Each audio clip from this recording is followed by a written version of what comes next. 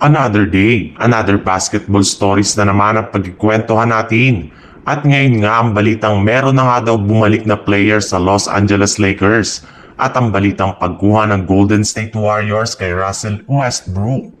Matapos nga na pumasok ang Los Angeles Lakers sa offseason ay marami ng mga fans ang nagtataka kung sino-sino mga players ang matatanggal sa kanilang lineup sa mga susunod na linggo. Gusto na rin naman nga nilang malaman kung sino ang mga bagong players na kukunin ni Rob Pelinka sa trade market at maging sa free agency market.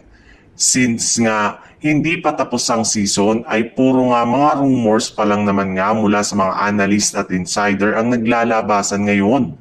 Ngunit kung meron man isang role player ang Lakers na siguradong mananatili at magbabalik sa lineup ng Lakers next season, eto nga ay walang iba kundi ang kanilang forward na si Dorian Finney-Smith.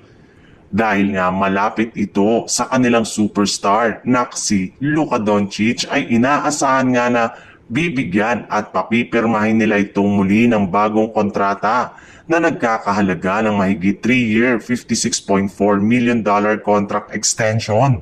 Bali, napakaganda rin naman nga ng ipinakitang performance nito sa Lakers ngayong season kahit man parati siyang ginagamit bilang center. Sa ibang balita naman, bagamat man nga hindi pa nagsisimula ang off-season ay meron na ngang malaking balita ang lumabas ngayon patungkol sa Denver Nuggets. At eto nga ay kumakalat sa social media na balitang hindi na nga daw kukunin pa ni Russell Westbrook ang kanyang player option sa kanilang next season.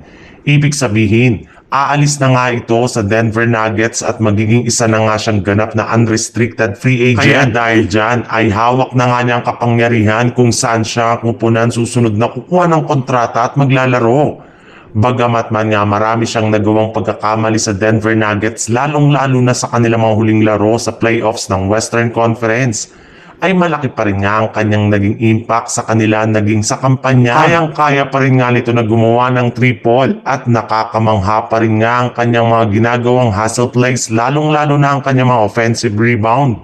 Kaya hindi na nga nakapagtataka bakit isa siya sa mga manlalaro na target kunin at bigyan ng kontrata ng Golden State Warriors para gamitin bilang backup point guard ni Stephen Curry next season.